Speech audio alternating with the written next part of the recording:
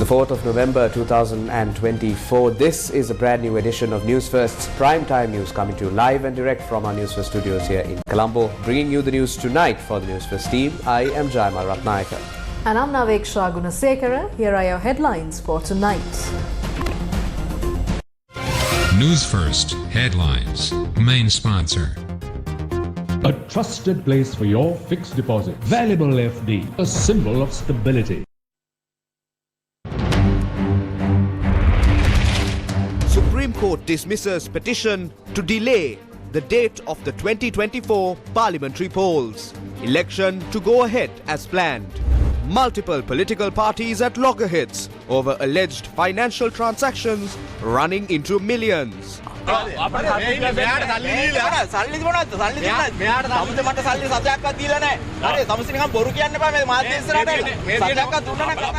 People cannot be divided through race or religion any longer.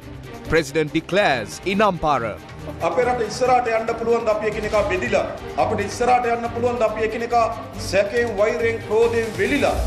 Is there hidden money in Uganda? JVP responds.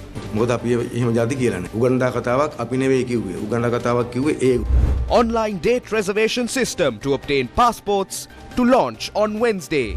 US presidential election tomorrow. What a beautiful sound, 2 days old.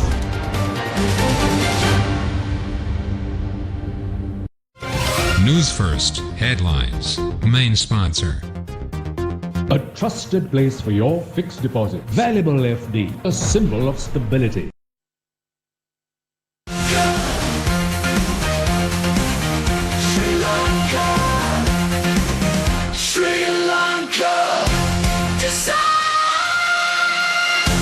Sri Lanka decides.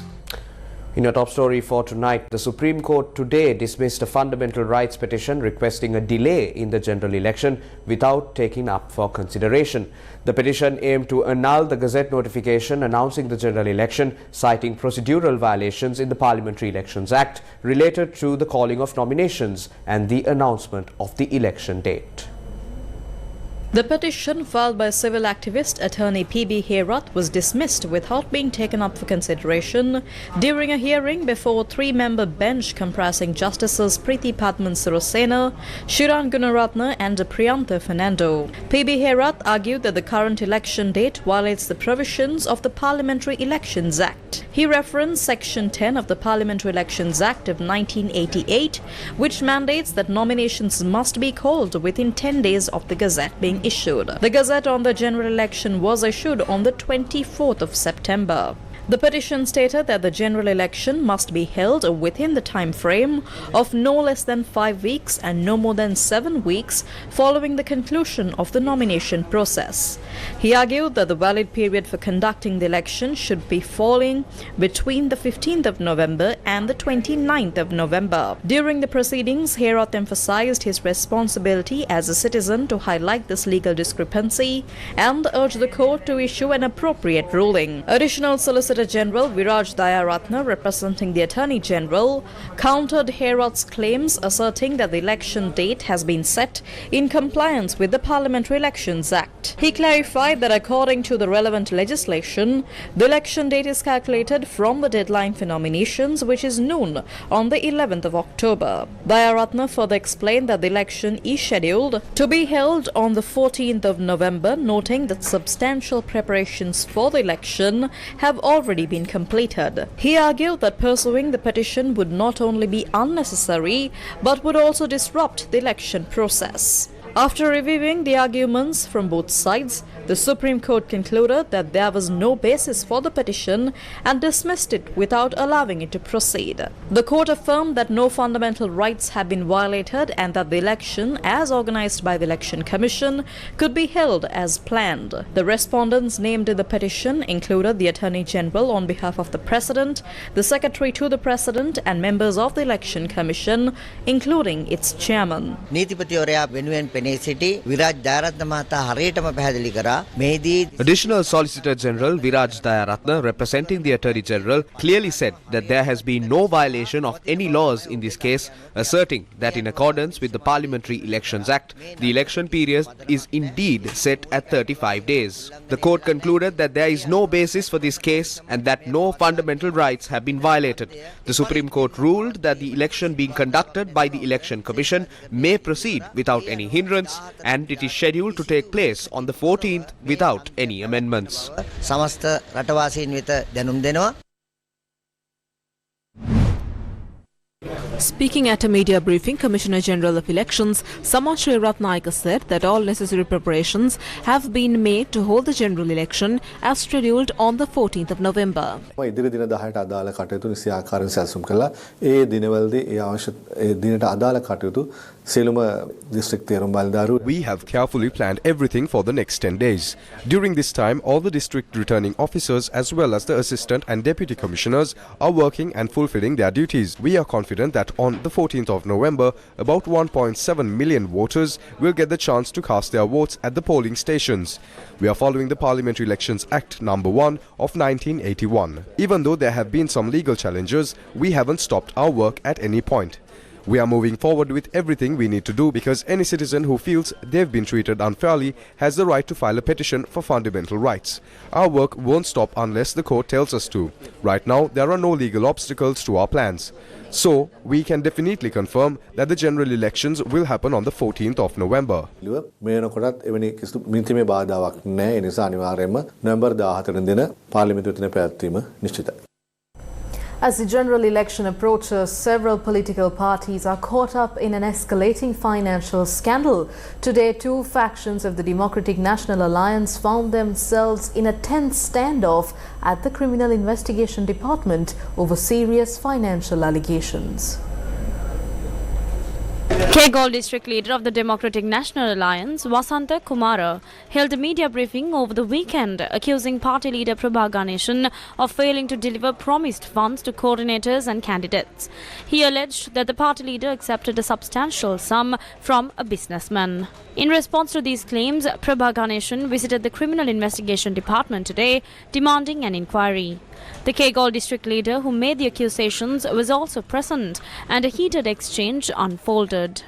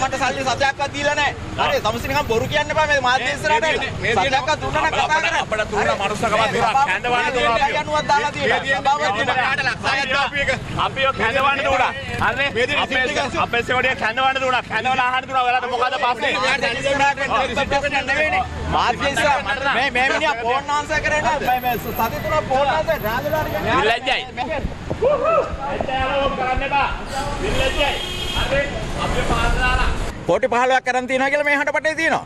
ඒක ගන්න ගිහිල්ලා තියෙන්නේ මේ පක්ෂ නායකයා ප්‍රභා ගණේසුනුයි ලේකම් ගංගාධරනුයි ජාතික සංවිධායක නිරුක්සයි ගිහිල්ලා තියෙන්නේ. ඒගොල්ලෝ ගිහිල්ලා මේකේ අනිත් නාම යෝජනා පත්‍ර අස්සම් කරලා තියෙන්නේ අලි භාස්කරගේ ඔෆිස් එකේ වන්නේ දිස්ත්‍රික් වල එහෙම. ඔබතුමාලා කියන සභාපතිතුමා අයින් කළාලුනේ. යාලා කියනවා. ඒ ඔක්කොම බොරු.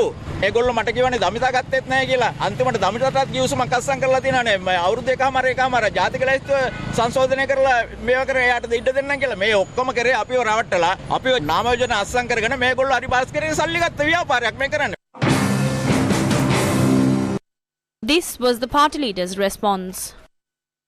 බොරු කියන කට්ටියත් එක්ක අපිට කතා කරන්න බෑ. අපි නීති මාර්ගයෙන් වැඩ කරනවා. අපි හොර කරලා නැහැ. හොර වංචාව දූෂණ කිසිම දෙයක් අපේ ළඟ නැහැ. ඒ නිසා අපි ධෛර්යයෙන් යනවා එළියට. අපි හඬපට තියෙන මොනවද? මොනවද පටද? හඬපට සහ ඔබතුමාගේ ඒක මගේ මට සම්බන්ධයක් නැහැ නේ. හඬපටක් නෙවෙයිනේ.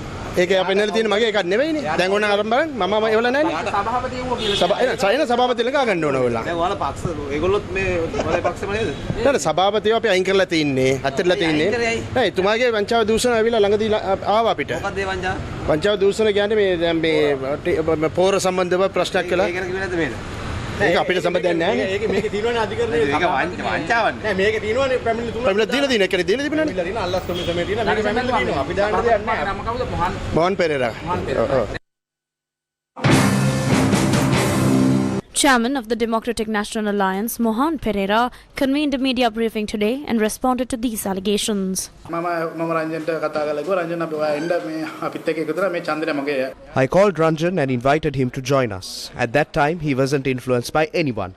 He simply replied, "Let's see," but eventually decided to contest the election. I also contacted Senaka Silva, the former secretary to Sarath Fonseca and the current leader of the Democratic Party, along with Dr. Arosh, and arranged for them to meet to discuss bringing Ranjan on board. They came and asked me to hold off until we could verify Ranjan's eligibility to contest in the election by consulting Minister Vijita Herath. Senaka contacted him by phone and asked if they intended to make Ranjan a partner. While I was present, I couldn't hear the minister's response, but Senaka later mentioned that the minister had declined and would only consider the matter after the election. No agreement would be made at the time. We learned of Ranjan's arrangement with Lanka. I happen to know Lanka's secretary, Vimal Jayasena, as well as Ali Raja. They reportedly asked Vimal that he had a party and if he could bring others on board. Vimal responded that he had already signed with the party. This signing took place without the knowledge of the party's leadership, myself, or even the chairman. When I questioned Jayasena on how he could proceed with such an agreement, I stressed that it should have been recorded in the executive meeting minutes. This agreement with Lanka, by which I mean Ben Holdings, was handled improperly. In dealings like this, where we reached MOUs with 10 or 12 parties and organizations, such agreements should involve both the General Secretary and myself. However, the General Secretary, Prabha Ganeshan, along with Niruksha Kumara, secretly went ahead with signing the Lanka deal. When Lanka was acquired, they set up 5 shell companies as part of their approach. They used one company for the MOU, while the others remain in the background but later take over operations. Don't attack the people's sovereignty.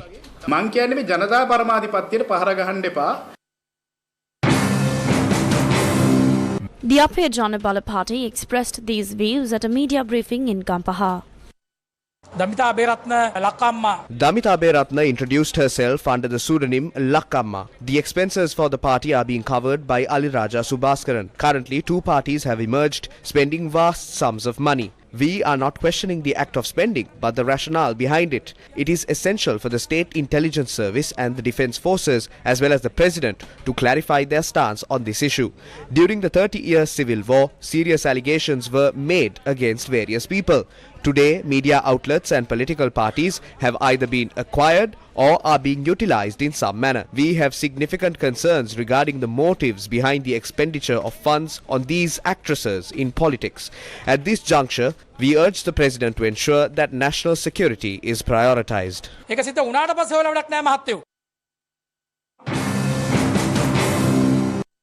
Prasanna Adhikari, a candidate from the United Democratic Voice, led by Ranjan Ramanayaka, has recently made several revelations, raising concerns about the party's funding and its intended purposes. Today, the party spokesperson convened a media briefing and expressed these views.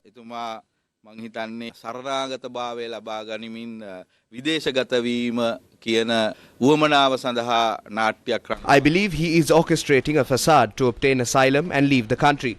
We have received information regarding this and we are prepared to disclose it. He previously attended a news discussion program and displayed a lack of knowledge about different types of ordinary cars. Yet he was seen yesterday in a Defender with security personnel. He is getting rich quite fast and I suspect it's not solely about the money. I must clarify that I have not accepted money from anyone. No one has given me money. However, if he did receive money, that constitutes a serious mistake. He has not fulfilled his responsibilities.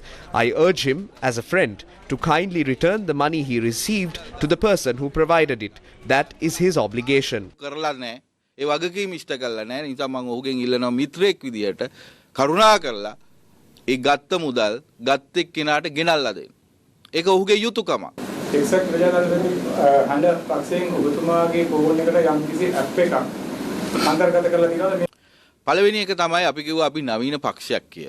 The first thing we said that is we are a modern party. So if anyone is causing a stir about an app, recall what was mentioned during the COVID pandemic regarding the vaccination, that something is being introduced into the body through it. However, if you refer to Yuval Harari's book, it clearly indicates that in the future, the modern human will liberate the people of this country. Not only here, but also around the world, people will be liberated through data management.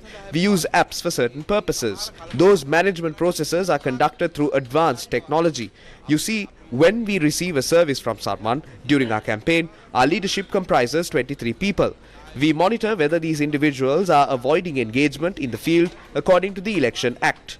Because we must provide them with security, we need to observe what they are doing. However, if an app is used to check a leader's bank accounts, then Prasanna Adhikari's concern is justified. He knows he has come here as a conspirator. නායකයෙක්ගේ app එකක් දාලා ඔහුගේ බැංකු ගිණුම් පරීක්ෂා කරන එකට නම් ප්‍රසන්න අධිකාරී බය වුණේ. ඒ බය සාධාරණ. මොකද ඔහු දන්නවා ඔහු මෙතනට කුමන්ත්‍රණකාරයෙක් විදියට ආවයි කියලා. President Kumara Dissanayaka condemned various unsuccessful factions for raising objections and disseminating false information during the presidential election. Speaking at a rally today in Ampara, he urged the public to stay vigilant against misleading claims. The president emphasized that a primary objective of his administration is to free the nation from poverty.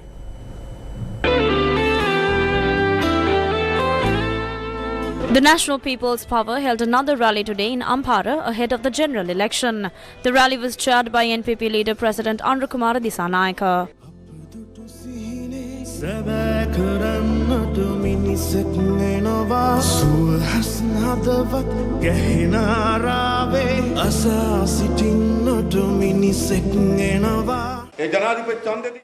During the presidential election, they spoke directly to the Muslim community, asserting that they would not be allowed to perform their religious practices, celebrate or uphold their cultural traditions. He said that these falsehoods have been used to sow distrust among ethnic groups, particularly among Sinhalese Buddhists and Muslims. However, by confronting these claims and believing them to be false accusations, the people of this country have placed their faith in the National People's Power to form its own government. We thank the people for that. The general election is approaching. So, what has happened? Have those same storytellers from last time shown up in Ampara yet? පහුගිය ජනාධිපති ඡන්දෙම ඒ දෙන්න වැඩිපුර හිටියේ නැගෙනහිර උතුර කල්මුනේ එන්න ඇති. During the last presidential election, they practically camped out in the eastern province. They were everywhere, in Kalmune, Samanture and Ampara. But what about this time? Nowhere to be seen. Why aren't they coming? Because they have nothing left to say. They have hit rock bottom in terms of failure. Now that the rallies are over, they have begun holding media briefings. A chair, table, banner at the back, a couple of mics and 2 cameras. That is the drill. They are now starting to spread falsehoods and allegations again. They cannot come to the villages, cannot express a public opinion. The people aren't listening to them either. Yet they are beginning to disseminate misinformation through media influence. But we believe that on the 14th of November, the people of this country will deliver an appropriate response. The political landscape in this district has been shaped by separate parties for Muslims and Sinhala people. Muslims elect leaders from Muslim parties, while Sinhala people elect leaders from Sinhala parties. The divisions extend beyond religion. They also exist in language and political affiliation. We have become a fragmented nation in every respect. We are a nation that has faced the consequences of this division. We have endured a civil war for 30 years. The Easter Sunday attacks occurred, resulting in heightened suspicion, distrust, anger and animosity among Sinhala, Tamil and Muslim communities. Can our country progress if we remain divided? Can we move forward while mired in suspicion, hostility and resentment? The future of this country hangs in the balance. The future of our children depends on it. It is not solely about economic development. It is about our ability to foster national unity. The more we can achieve this, the more we can advance our nation. We must put an end to this era of division. The means to maintain political power has relied on perpetuating poverty in the villages. Winning votes becomes easier when the villagers are impoverished. You know they secure votes by promising commodes and 10 kilograms of rice. For that, the village needs to remain poor. They get people to attend meetings promising a packet of rice and 2,000 rupees. For that, the villagers must be poor. Therefore, their political strategy has consistently depended on the villagers remaining in poverty. That is why they have never devised a plan to rescue our country from this state of poverty. The primary task of our government is to liberate the people from this poverty. The president also expressed his views on rice procurement. The previous government did not purchase a single grain of paddy during the last harvest. Today, there is no paddy with the farmers. It is in the hands of businessmen. They have found themselves in a position where they control the prices. We are determined to change this situation. We have instructed a reorganization of all stocks at the Paddy Marketing Board and the Food Commissioner's Department. We have developed plans for the government to buy the maximum amount of paddy at guaranteed prices during the upcoming harvest. After that, we cannot allow any distortion in the paddy market. Small-scale traders are being organized. The Satosa network will sell rice. The government's warehouses are stocked with rice and small traders are prepared to sell. This way, farmers will receive a fair price for their paddy and consumers can buy rice at a reasonable price. Political leadership is essential for the development of this country. How is our political leadership structured? The presidency represents one form of political power, the parliament another, the provincial council yet another, and local government bodies still another. Where do we currently hold political power? Only in the presidency. That is insufficient for nation building. We need to bring local issues to the parliament and direct the government's attention. We need to implement national development plans in this district. Therefore, we urgently need public representatives from these districts. That is why we must secure power in parliament on the 14th of November, where the next political authority lies.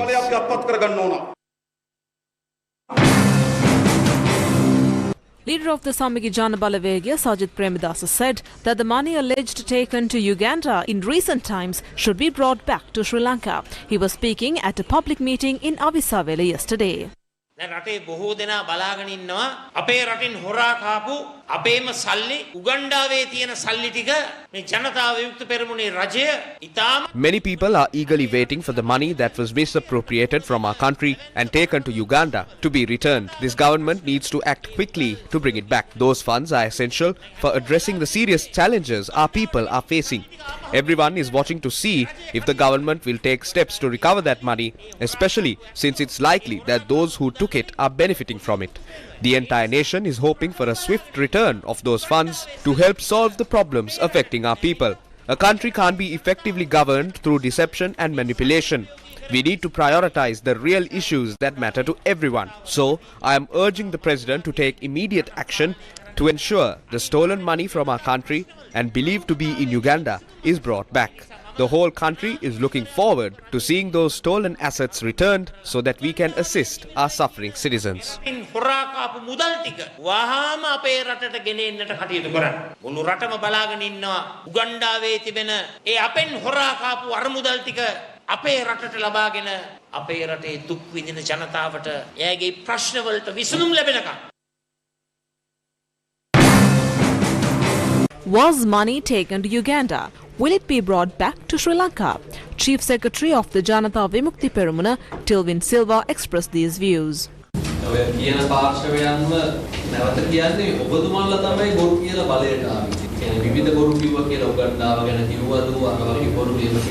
The statements claiming that we lied are also lies. We never made such claims. We didn't tell any story about Uganda. They were the ones who brought up Uganda narrative. I remember that it was a Samagi Jana Balawegya who pointed out that there might be money in countries like Uganda. Yet here we are, being accused of spreading falsehood. It's fascinating how that has become the official policy of their party. National organizer of the Sri Lanka Podujana Peramuna, Nama Rajapaksa, asserted that his party aims to establish itself as the decisive political force in the country over the next decade. He was speaking at a public meeting in Anuradhapura. Many groups that had previously overlooked us are now uniting with us. We are engaged in politics grounded in principles. We have a clear policy. In the last presidential election, we worked with President Ranil Wickremesinghe based on policy rather than personal motives. As a result, we have consistently stood together together as one cohesive unit. We have not sought temporary gains or shortcuts. Today, we are clearly emerging as a robust party, and I want to remind you that we, the SLPP, will undoubtedly transform into a pivotal political force in Sri Lanka over the next decade. News First with the people. The economy of Sri Lanka has spiraled into crisis, fueled by rampant corruption and the reckless misappropriation of public funds. But how did this happen? What happened to Sri Lanka? Among the many scandals was the leasing of a building in Rajagiriya for the Ministry of Agriculture.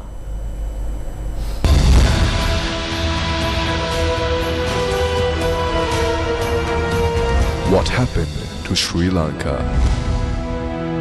The extraordinary levels of corruption in Sri Lanka's government led the siphoning off of an enormous amount of public funds. How have our former top officials become entangled in this web of misappropriation? Here is one example. Do you remember the building in Rajagiriya for the Ministry of Agriculture involved in the scandal of misused public funds?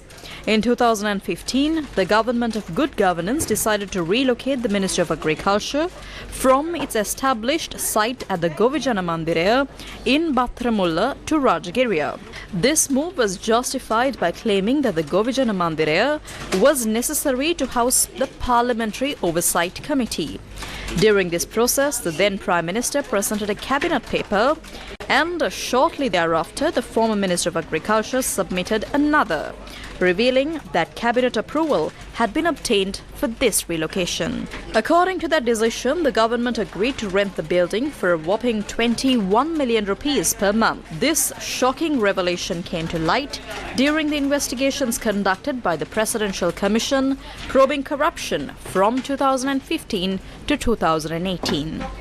Yet, the government's own valuation set the rent at only 13.5 million rupees per month, meaning they overpaid by an outrageous amount of 7.5 million rupees each month. To compound the issue, the agreement violated regulations that capped the rental period at just 3 years. Over the first 3 years alone, 756 million rupees was paid in rent at the rate of 21 million rupees per month. They even paid for an additional year and 4 months without ever utilizing the building. After the third year, the rent surged by another 15%. So, for the remaining 2 years, the total amount owed skyrocketed to approximately 579.6 million rupees. In the face of public outrage, efforts were finally made to relocate the office back to the Govijana Mandiraya on the 31st of January 2020. By that time, from January to August 2020, a staggering 28.05 million rupees had already been squandered on rent and service fees.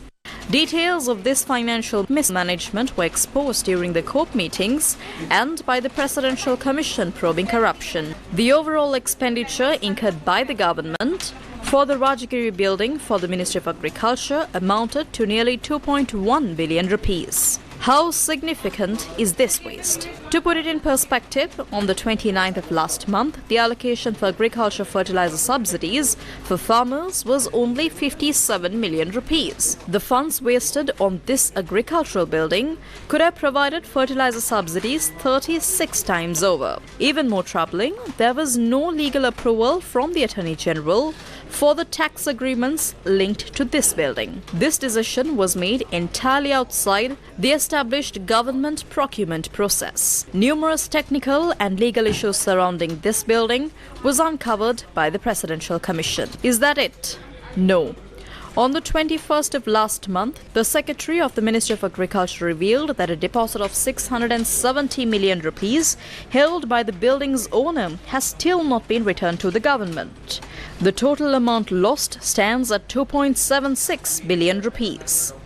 This could have provided fertilizer subsidies for 48,000 farmers. The leaders who misappropriated these substantial funds intended to aid our farmers do not deserve our respect. Yet, it is not the corrupt who bear the consequences of this waste. It is the people who struggle in silence. While farmers remain helpless, has the law been adequately enforced against those who have misused billions of public funds? Think about it. The power of the people. The Department of Immigration and Emigration has introduced an online date reservation system to obtain foreign passports effective from Wednesday, the 6th of November. Acting Controller General Nirusha Balasuriya made this announcement during a media briefing held today.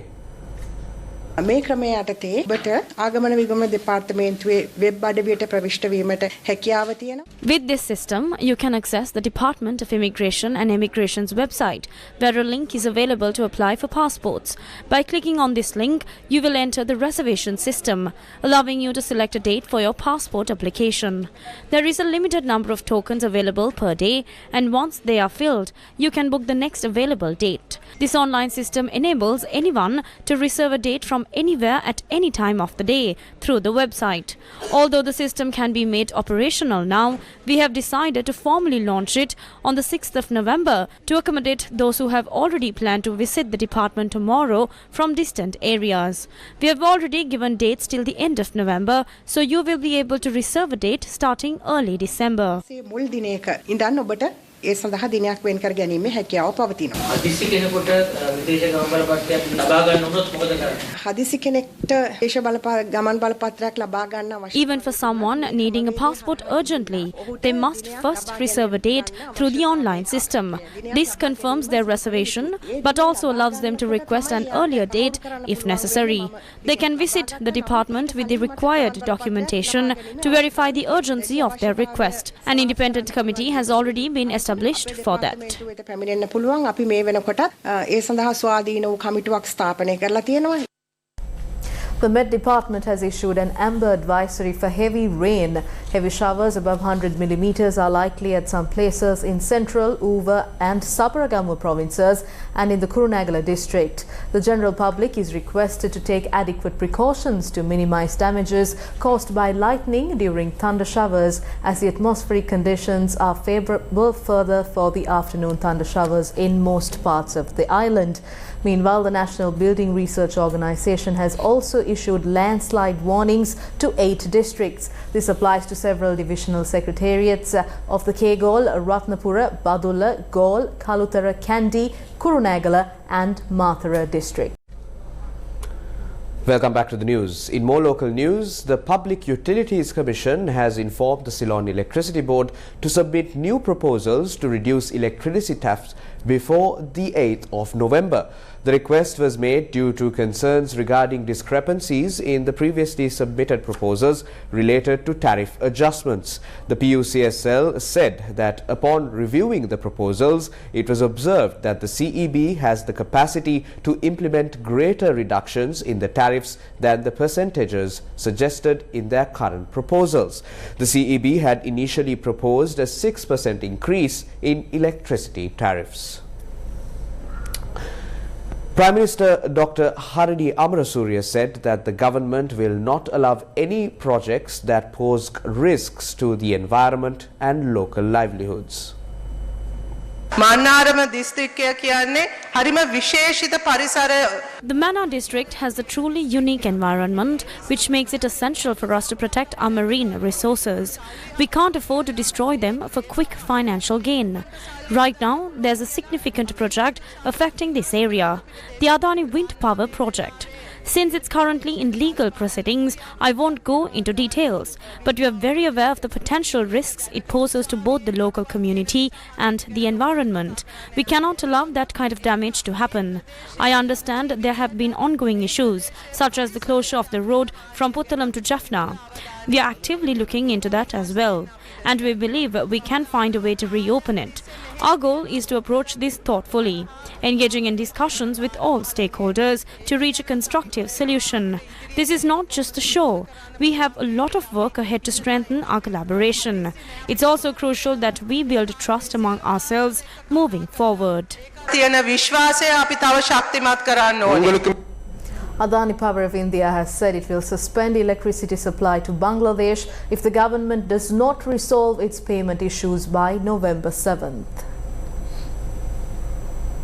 Following a reduction in power supply due to outstanding dues, Adani Power has set the deadline for the Bangladesh government to clarify the situation regarding the dues, which total nearly $850 million. Earlier, Adani Power had set the 31st October deadline for the Bangladesh Power Development Board, or the BPDB, to settle the outstanding amount and provide a letter of credit of $170 million to ensure secure payment. As reported by a TOI source, although the Bangladesh Power Development Board attempted to issue a letter of credit for the overdue amount through Krishi Bank, the effort did not align with the terms of the power purchase agreement. A shortage of dollars was mentioned as one of the reasons. Adani Power Jharkhand reduced its supply from the 31st of October, worsening the existing power shortages in Bangladesh. As per the latest update on the Power Grid Bangladesh website, on the 1st of November, Adani's plant in Jharkhand supplied 724 megawatts against an installed capacity of 1,496 megawatts. Adani Power Jharkhand is the largest supplier of electricity. Meanwhile, foreign media reported, quoting sources from the Bangladesh Power Development Board, that Bangladesh is accelerating the payment it owes Adani Power. A new surgical ward was inaugurated at the Batiklo Teaching Hospital with the financial assistance of 320 million rupees from the Indian government. Our relations with Sri Lanka are very special. Our relations is one of what I often say between civilizational twins. So I'm really glad that some fruits of this cooperation today is visible in a very concrete way that assists the vast population in this area in the eastern province. We have connectivity as the central theme of this, and the focus is on enhancing connectivity in all its dimensions, whether it is air, maritime connectivity, digital, energy, or people-to-people connectivity, which I think is the pulse of the relationship. The need for new surgical ward arose at the hospital due to the escalating number of patients admitted to the wards and the growing number of surgeries required as a result. I am told that at the time that the proposal came to us, approximately 1,280 patients were on waiting lists for surgeries. And due to the hospital's limited facilities, patients had to face excessive wait times. The Government of India readily agreed to extend assistance. An MOU was signed with the Ministry of Health in 2016, and subsequently we had to increase the budget from 275 million initially allocated to 302 million. That was also done to enable the construction to begin. Though the COVID-19 pandemic and economic difficulties in the country posed some challenges over the course of the project, the original work, the scope of the work now stands fully completed. The Secretary to the Ministry of Health, Dr. Palitha Mahipala, emphasized that collaboration between the two governments will significantly enhance the country's health sector in the future. Teaching Hospital Batiklo is one of the biggest teaching hospitals in the country, and is the biggest hospital in the entire Eastern Province, providing, as the Director said, a quality and comprehensive healthcare services to the people in and around, which comes to 2 million, 1/10 of the country, 1/10 of the population in Sri Lanka. The Government of India has come forward to help the health sector in many ways, and the Government of India has come forward, I think, supporting with 600 million rupees to put up the new building, and the government has committed the 300 million to purchase a CT scanner, which has been requested by the people from the area. So I'm sure that when we work together, we will be able to improve the situation. A clean parliament powered by NPP, Jatika Janabalavegya. The annual research symposium of the University of Colombo was held at the university premises today.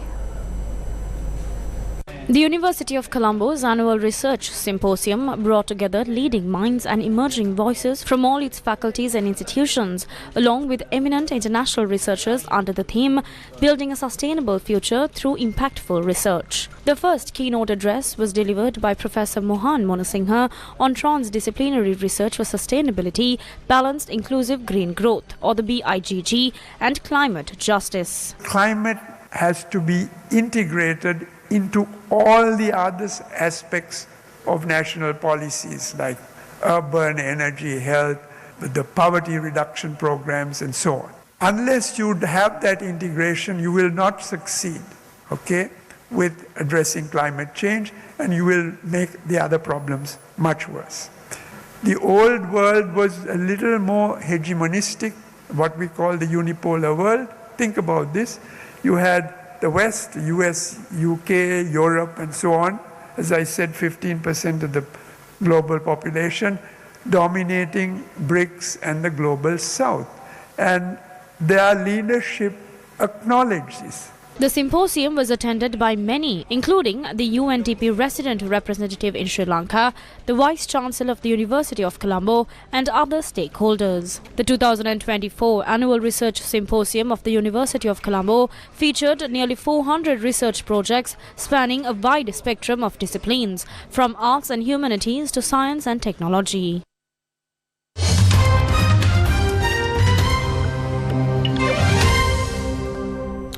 Tomorrow, the United States of America will hold its 2024 presidential election, capturing the attention of the entire world.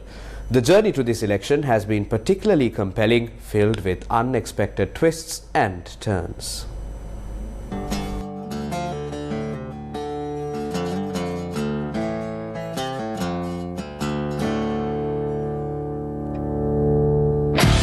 The 60th US presidential election will decide the 47th president, widely held to be the most powerful job in the world, and 50th vice president. The candidates and their supporters are describing it as the most important election of their lifetimes, with democracy and the American way of life are at stake.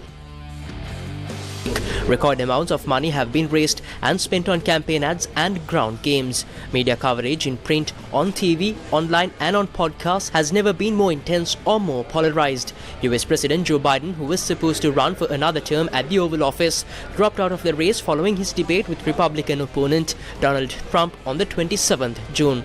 That is when US Vice President Kamala Harris stepped in, as she was endorsed by US President Joe Biden following the debate. With just one day to go before America decides its next president, Republican candidate Donald Trump and Democratic candidate Kamala Harris are pushing their closing messages as they tour several swing states. Along with Trump and Harris, another three candidates will be contesting the 2024 US presidential election.